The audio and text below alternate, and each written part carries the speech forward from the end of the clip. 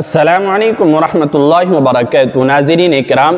ہمارے دلوں کی مرادیں کب پوری ہوں گی اور کیسے پوری ہوں گی؟ وہ کون سا عمل ہے کہ اگر ہم اور آپ اس کو کریں اور ہماری مراد فوراً پوری ہو جائے؟ اسی ٹاپک پر میں اس ویڈیو کے اندر آپ حضرات سے گفتگو کروں گا۔ دیکھیے، ہر شخص کے دل میں کچھ نہ کچھ خواہشات ہوتی ہیں، کچھ نہ کچھ التجائیں ہوتی ہیں، کچھ نہ کچھ آرزو اور کچھ نہ کچھ تمنائیں ہوتی ہیں، کچھ مرادیں ہوتی ہیں جن کو ہر شخص چاہتا ہے، ہر بہن اور ہر بھائی یہ چاہتا ہے کہ وہ مرادیں میری پوری ہو جائیں، چاہے وہ رشتے کی خواہش ہو، کسی لڑکی سے رشتہ کرنے کی چاہت ہو، یا کسی لڑکی کے دل میں کسی لڑکے سے رشتہ کرنے کی چاہت ہو، اور اس طرح کے بے شمار کمنٹس ویڈیوز پہ آتے ہیں کہ فلاں سے شادی ہو جائے، میری محبت سے میری شادی ہو جائے، میری یہ آرزو پوری ہو جائے، میری یہ التجا پوری ہو جائے، اور میری یہ خواہش پوری ہو جائے کہ میری شادی فلاں سے ہو جائے، فلاں سے میرا رشتہ ہو جائے۔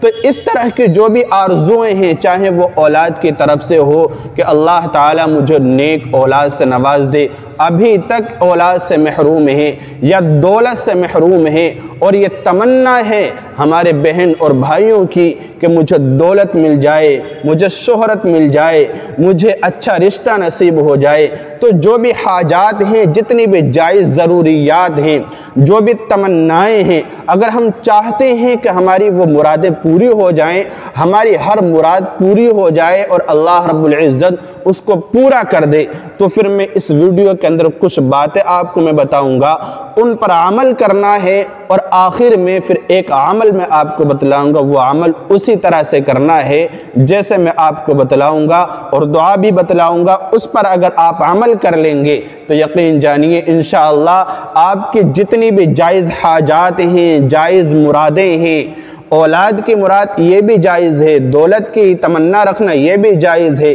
اچھے رشتے کی، اچھی لڑکی سے یا کسی اچھے دیندار لڑکے سے رشتے کی تمنا رکھنا، یہ مراد رکھنا یہ بھی جائز ہے۔ تو اس طرح کے جتنی بھی جائز مرادیں ہیں، اللہ رب العزت ان کو فوراً پورا کر دے گا۔ یہ بہت ہی بہترین اور پاورفل عمل ہے، حدیث شریف سے ثابت ہے، جو میں اس ویڈیو کے اندر آپ کو بتانے جا رہا ہوں۔ دیکھیے، چند کام آپ کو کرنے ہیں،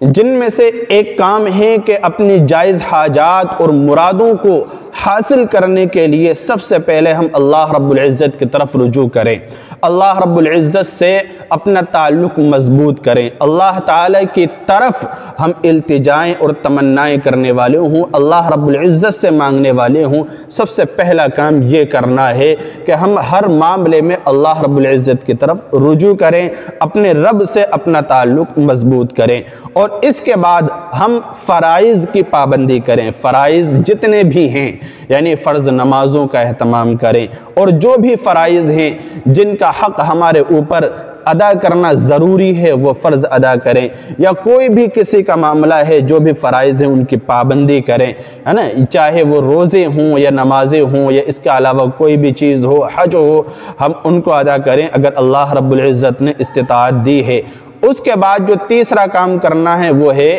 کہ گناہوں سے بچیں، چھوٹے بڑے گناہ جتنے بھی ہیں ہم ان سے بچیں۔ ہم سوچتے ہیں کہ گناہ صرف وہی ہے کہ چوری کر لی، کسی کو برا بھلا کہہ دیا، یا کسی کا حق دبا لیا، اور کسی کو گالی دے دی، چھوڑ دی، یا روزہ چھوڑ دیا، یہی گناہ نہیں ہوتے، یہ تو بڑے گناہ ہیں۔ ان کے علاوہ بھی بہت سارے گناہ ہیں، جیسے آنکھوں کا گناہ، کانوں کا گناہ، زبان کا گناہ، ہاتھ پیروں کا گناہ، جسمانی اعضاء کا گناہ، یعنی ہم ہر گناہ سے بچیں، چاہے وہ چھوٹا ہو یا بڑا ہو۔ یہ کام آپ کریں۔ اس کے بعد آپ کثرت سے توبہ استغفار کریں، کثرت سے توبہ استغفار کریں، یعنی خوب توبہ کریں، خوب استغفار کریں۔ یہ چار کام آپ لازمی طور پر کریں۔ اس کے بعد آپ کو ایک عمل کرنا ہے، وہ عمل کیا ہے؟ حدیث شریف کے اندر آتا ہے کہ جس شخص کو اللہ رب العزت سے کوئی خاص حاجت، کوئی خاص مراد، یا اس کے کسی بندے سے کوئی خاص حاجت ہو،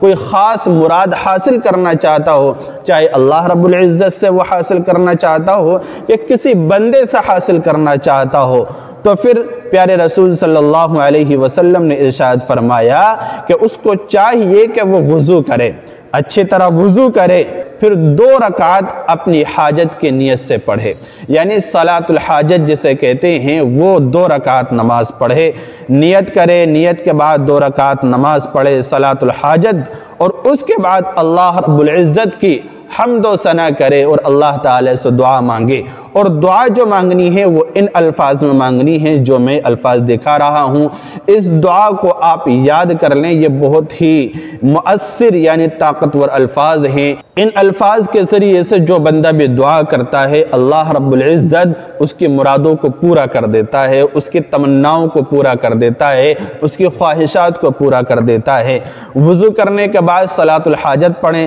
صلاۃ الحاجت پڑھنے کے بعد ان الفاظ میں دعا کریں۔ دیکھیے کسی بھی الفاظ میں دعا کر سکتے ہیں، ویسے تو آپ جس لینگویج کو جانتے ہیں، جس زبان کو آپ جانتے ہیں اس زبان میں دعا کر سکتے ہیں، لیکن ان الفاظ کے ساتھ اگر آپ دعا کریں گے تو آپ کی مراد جلد پوری ہوگی۔ وہ الفاظ میں اسکرین پر دکھا رہا ہوں، دیکھیے۔ لا الہ الا اللہ الحلیم الکریم، سبحان اللہ رب العرش العظیم، الحمدللہ رب العالمین، اسألک موجبات رحمتک وعزائم مغفرتک والعصمت من کل ذنب والغنیمت من کل بر والسلامت من کل اسم لا تدع لی ذنبا الا غفرتہ ولا ہما الا فرجتہ ولا حاجتا ہی لک رضا الا قضیتہا یا ارحم الراحمین۔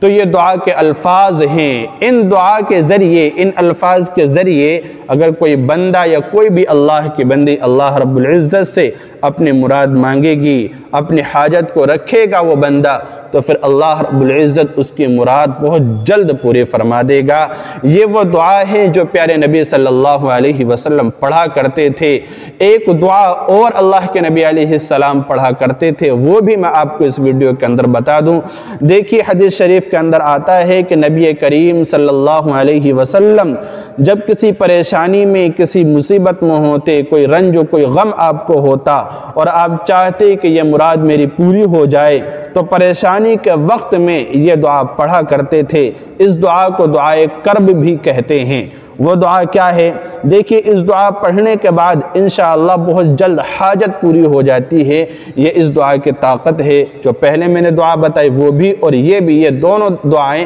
حدیث شریف سے ثابت ہیں اور بہت زیادہ طاقتور ہیں۔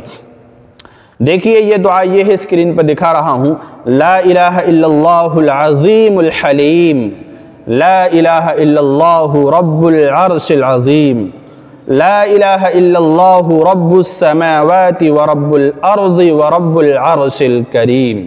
یہ دعا ہے، اس دعا کو آپ یہی دعا پڑھتے رہیں، یہ بھی دعا پڑھتے رہیں، اور جو بھی آپ کی حاجات ہیں، تمنائیں ہیں، جو بھی آرزو اور خواہشات ہیں ان کو اپنے ذہن میں رکھیں، دل میں رکھیں، نیت رکھیں اور یہ دعا پڑھتے رہیں۔ چاہے اپنے رب سے گریہ وزاری کر کے اور اپنے رب کے سامنے رو کر گڑ گڑا کر اپنی حاجت کو رکھیں، اپنی ضرورت کے رکھیں، اپنی مراد کو رکھیں، انشاءاللہ آپ کی مراد پوری ہوگی اور اللہ رب العزت کی طرف سے آپ کے لیے ضرور فیصلہ ہوگا، اور وہ فیصلہ ہوگا جو آپ کے حق میں بہتر ہوگا۔ اللہ تعالی عمل کی توفیق دے، سمجھنے کی توفیق دے۔ السلام علیکم ورحمۃ اللہ وبرکاتہ۔